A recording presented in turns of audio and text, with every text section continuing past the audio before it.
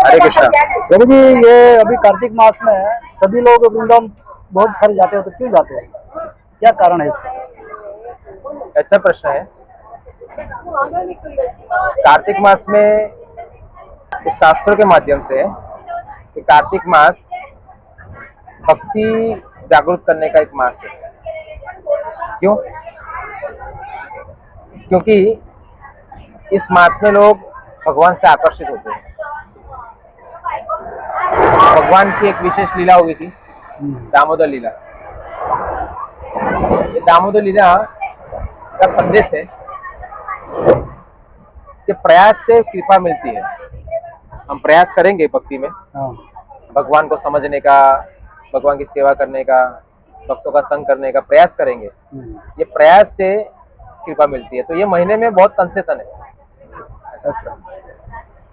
भगवान ने विशेषकर इस महीने में थोड़ा कंसेशन रखा है। भगवान पापों को कम देखते हैं, प्रयास को ज्यादा देखते हैं। प्रयास, पाप तो हर जीव के अंदर है, मगर भगवान सोचते हैं कौन मेरे भक्तों का संग कर रहा है, कौन मेरे धाम आ रहा है, कौन मेरे भगवान की जो दामोदर लीला हुई उसको समझ रहा है, उसको दीप अर्पण कर रहा है। तो भगवान इस मास में बहुत सारे पापों से लोगों को मुक्त कर देते हैं। इसलिए ये मास भक्ति जागरूक करने का है। क्यों? क्योंकि भक्ति में आना सरल हो जाता है, क्योंकि भगवान पापों को नहीं देखते, भगवान पापों को हटा देते हैं। और वृंदावन धाम जाना तो कभी भी जा सकते हैं, बराबर।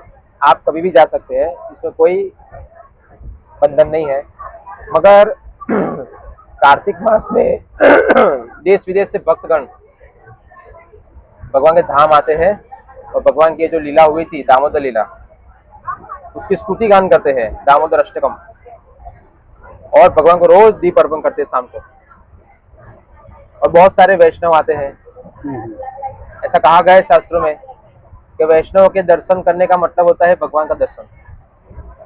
वैष्णव का संग करने का मतलब होता है साक्षात वैकुंठ धाम में रहते हो, ऐसा है। तो वृंदावन में पूरे देश विदेश से सभी अलग अलग साधु आते हैं, सन्यासी आते हैं, और यहाँ पर आकर लोग भक्ति करते हैं। तो हमें सबसे ज्यादा भक्तों का संग कार्तिक मास में होता है वृंदावन में। और वृंदावन में उस मास में जाना, गोवर्धन परिक्रमा करना, वृंदावन की परिक्रमा करना, छठ गोस्वामी के जो मंदिर है वहां दर्शन करना, और बहुत सारे अलग अलग स्थान है यहाँ दर्शन करना, तो ये सब कल्याणकारी है। इसलिए सब भक्तगण यात्रा लेकर नए नए लोग को लेके आते हैं। क्यों? क्योंकि नए नए लोग वृंदावन में आते हैं तो उनको समझ में आता है कि भक्ति सामान्य नहीं है। लोग क्या कहते हैं, भक्ति सामान्य है। अभी तो एजुकेशन का जमाना है, टेक्नोलॉजी का जमाना है, तो लोगों को भगवान से आकर्षण कम होता है, और बाकी भौतिक सुख सुविधा से आकर्षण ज्यादा होता है। मगर जो भारतीय है, वो भारतीय लोग विदेश से ज्यादा आकर्षित है।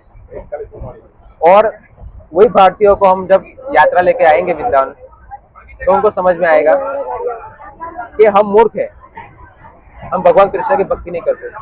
क्यों? अरे यहाँ तो पूरा विश्व है, यहाँ पर है, America, Europe, Japan, London, China, सब जगह के लोग यहाँ पर आते हैं और हरे कृष्णा कृष्ण कृष्ण हरे हरे, हरे राम राम राम हरे हरे, ये महामंत्र का जाप करते हैं, तिलक करते हैं, धोती कुर्ता पहनते हैं, और भगवान के मुख से अपना नाम लेते हैं, हरे कृष्ण महामंत्र। तो ये देखकर नए नए लोग जो होते हैं प्रभावित हो जाते हैं।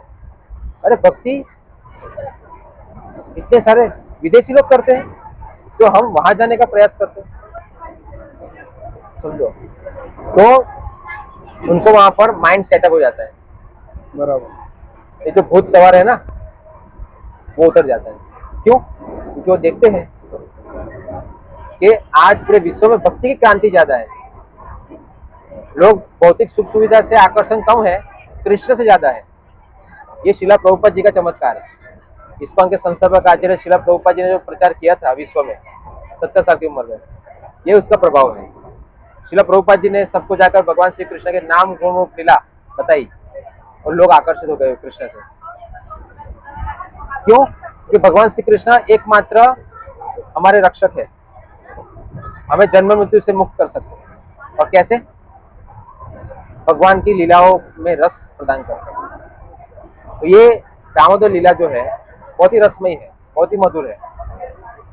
और अगर हम उसको वैष्णव से सुनते हैं, अलग अलग लोगों से नहीं सुनना चाहिए, वैष्णव से सुनना चाहिए भगवान श्री कृष्ण के बारे में, तभी हमारा हृदय शुद्ध होगा। इसलिए वृंदावन में वैष्णव के साथ ही धाम यात्रा करनी चाहिए, तभी हमारा हृदय शुद्ध होगा, भगवान के प्रति प्रेम जागृत होगा। अन्यथा हम जब अकेले जाएंगे तो हम लोग भगवान की लीलाओं को, भगवान के धाम को, भक्तों को नहीं समझ पाएंगे। बस जैसे हम घर पे कार्य करते वैसे ही वहां जाके करेंगे। इसलिए वैष्णव साधुओं के संग में जाना, धाम यात्रा करना, वो बहुत ही लाभकारी है।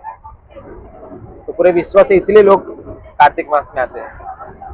और हमें वहां पर जाकर प्रतिदिन दीप अर्पण करना चाहिए भगवान को, दामोदर अष्टकम गाना चाहिए। हाँ। हाँ, बहुत ही मधुर है वो स्तुति दामोदर अष्टकम, वो नमामीश्वरम नमामीश्वरम सच्चिदानंद, बहुत ही मधुर है वो। तो ये भक्ति में आने के लिए बहुत सरल महीना है, विशेषकर भगवान की विशेष कृपा है, भक्तों की कृपा है। तो हमें इसका पूरा लाभ लेना चाहिए। ये मास में अलग अलग जगह प्रोग्राम भी करने चाहिए, सबको दीपदान कराना चाहिए। और सब लोग इस लीला से अनजान है, इनको इस लीला के बारे में अच्छे से श्रवण करना चाहिए। ये इस मास का महत्व है। तो जितना हो सके हम प्रचार कर सकते हैं इस मास में। हरे कृष्ण। हरे कृष्ण।